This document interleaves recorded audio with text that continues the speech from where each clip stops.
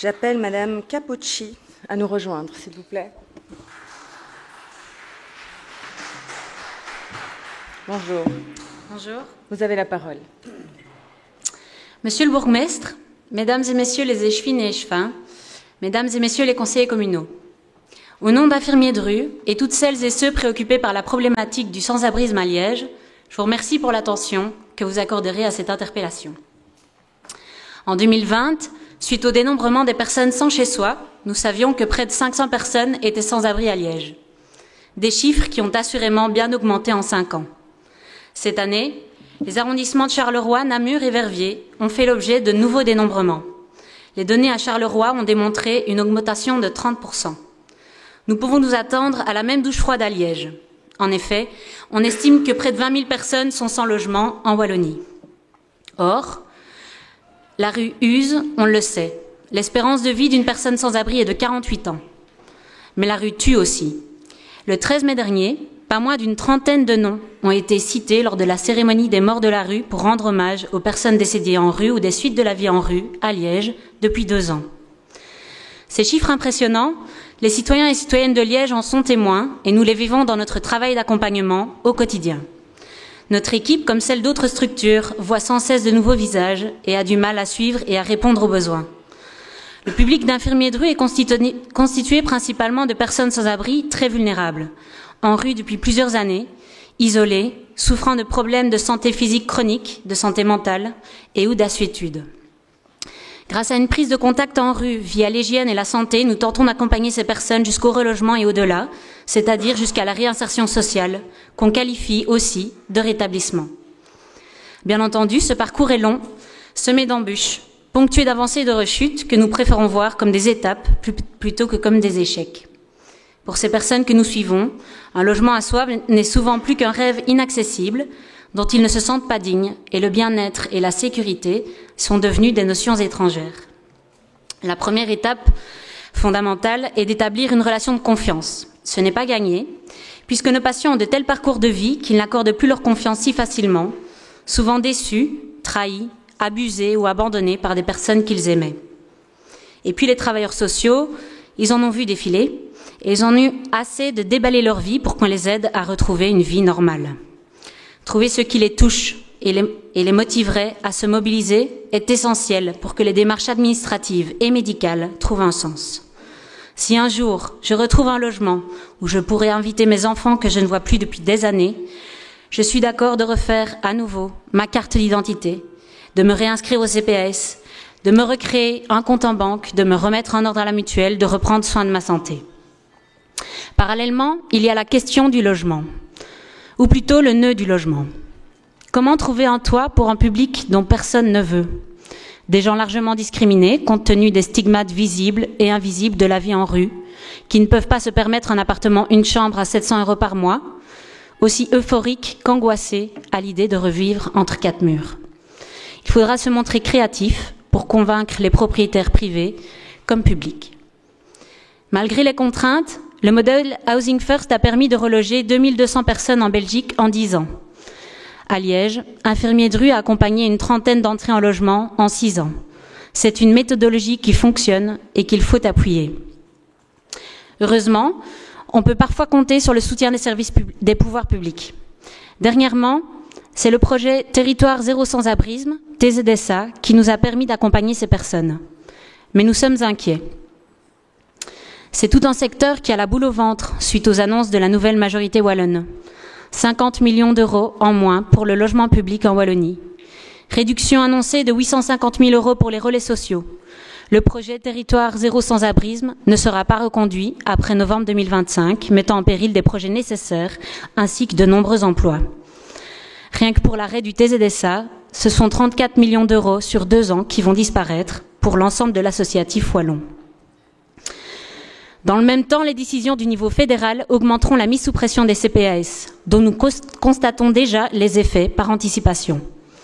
Puis nous apprenons que les déductions fiscales seront réduites pour les citoyens et citoyennes qui veulent faire des dons, affaiblissant davantage le milieu associatif qui vit aussi grâce à ces rentrées. Comment allons-nous collectivement absorber l'effet de ces décisions alors que des milliers de personnes connaissent déjà la détresse, que les logements abordables manquent déjà. La création de logements modulaires dans les environs de Liège pour sortir 6 personnes de la rue faisait partie des solutions défendues par Infirmiers de rue et qui avaient été soutenues par la région wallonne dans le cadre du TZSA. Hélas, ce projet, comme d'autres, n'a finalement pas vu le jour. Lors du conseil communal d'avril 2024, nous apprenions sans aucune information officielle ni consultation préalable que les 265 000 € prévus pour les modules allaient être alloués à d'autres projets. À l'époque, vos propos, Monsieur le bourgmestre, se voulaient rassurants. Le mécanisme de l'habitat modulaire n'est pas mis en cause. Le projet n'est certainement pas abandonné, aviez-vous assuré. Nous allons voir pour un autre terrain, mais vous laissiez entendre que ce serait encore mieux si on trouvait un terrain en dehors de Liège, plutôt dans l'arrondissement, afin que tout le monde fasse sa part. Pourtant, les avantages de l'habitat léger à vocation sociale sont nombreux. Solutions rapides, peu coûteuses, éventuellement déplaçables, permettant une diversité de profils d'habitants et de synergies avec différents services. Les aspects positifs pour les locataires sont également à noter. Loyer peu cher et charges réduites, logement facile à entretenir, adapté à un public plus marginal ou en recherche de tranquillité, ou comme l'a dit un de nos patients relogés en module à Bruxelles, en recherche de vie sur la rue plutôt que dans la rue. Contrairement à certains préjugés encore tenaces, ce ne sont ni des tentes, ni des installations précaires. Ce sont de vrais logements qui permettent l'intimité sans l'isolement, la sécurité sans enfermement, une transition vers la réinsertion tout en respectant les particularités de chacun. Ils permettent aussi aux locataires de garder leur animal de compagnie quand ils en ont, ce qui est souvent primordial.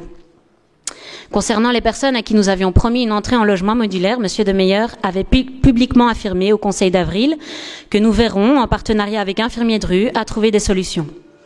Madame Yerna, échevine du logement et de la régie foncière, s'était exprimée dans le même sens en juin. L'interpellation d'aujourd'hui est le résultat d'une année entière de tentatives vaines d'avoir cette discussion avec vous et l'échevine Madame Yerna. Ce ne sont pas moins de 6 courriers qui vous ont été envoyés, restés sans réponse, mais aussi des interpellations et questions de vos collègues lors des conseils communaux de juin et de septembre. Bien sûr, il y a eu la campagne et les élections communales qui vous ont sans aucun doute bien occupé. Votre programme de parti, de même que la déclaration de politique communale, mentionne d'ailleurs tous deux la volonté de poursuivre le Housing First et les initiatives comme TZSA. Mais de derniers courriers en date du 26 novembre et du 19 mars, où nous avions même pris la peine de vous envoyer une version postale recommandée qui vous attend toujours à la poste, sont restés lettres mortes, littéralement. Au-delà du fait que nous puissions prendre cela comme un manque de respect, nous sommes perplexes quant à ce silence assourdissant.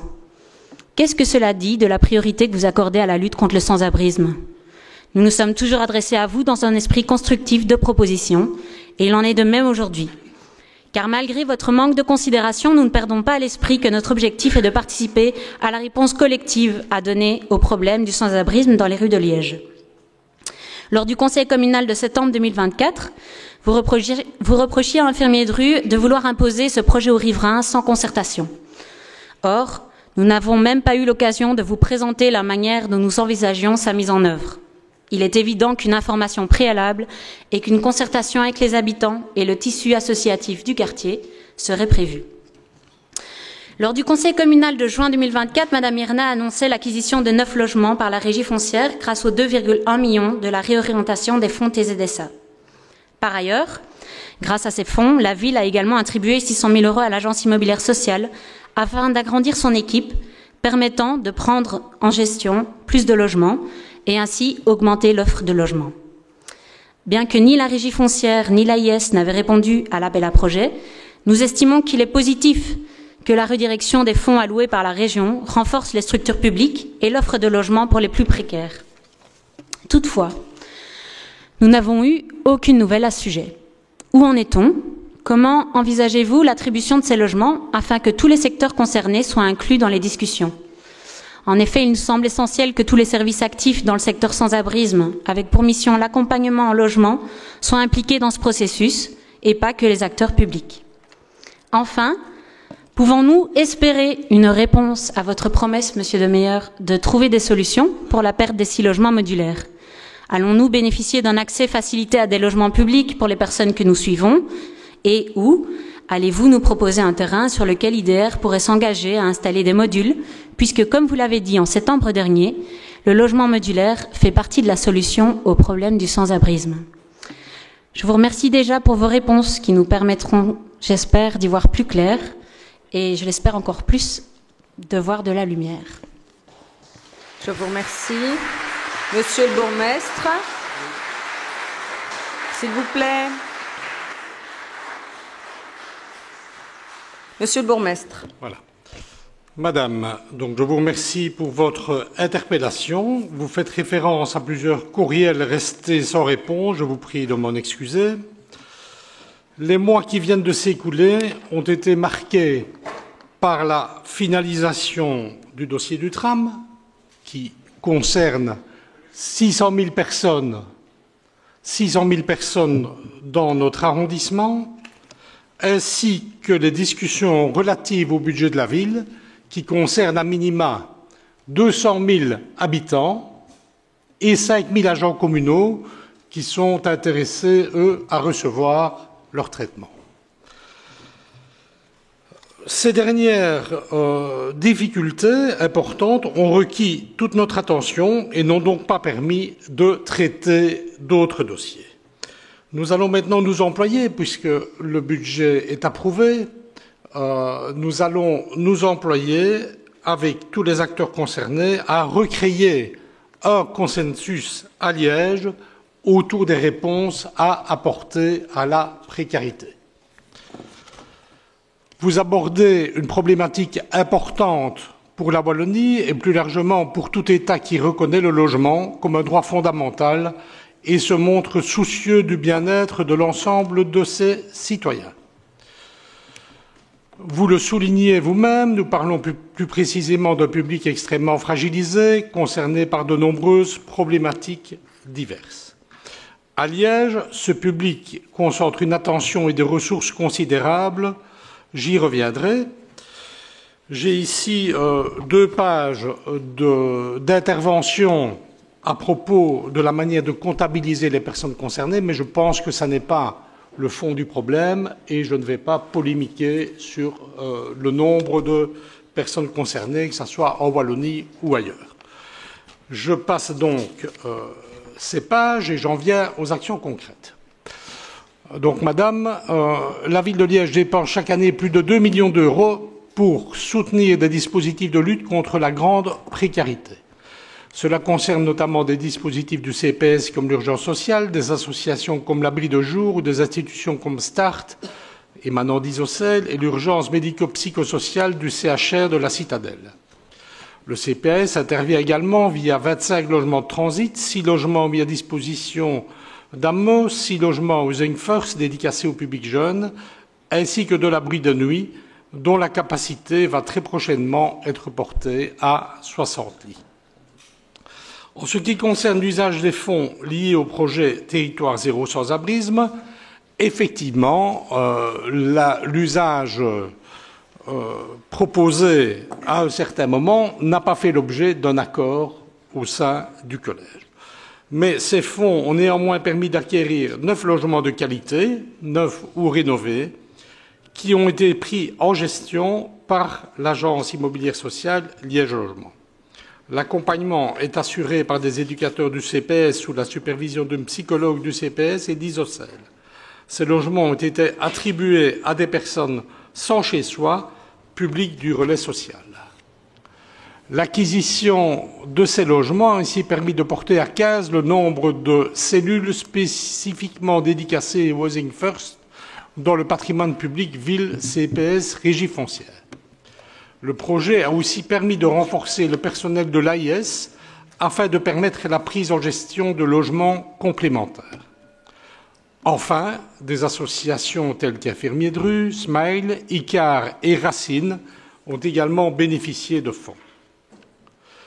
Il n'en demeure pas moins que nous partageons votre inquiétude sur l'avenir. Les fonds régionaux débloqués à l'initiative des ministres Montréal et Collignon lors de la précédente législature n'étaient garantis que pour les années 2024 et 2025. Le gouvernement wallon doit désormais statuer sur la possibilité d'affecter les subventions territoires zéro sans-abrisme non utilisées pour l'année 2026.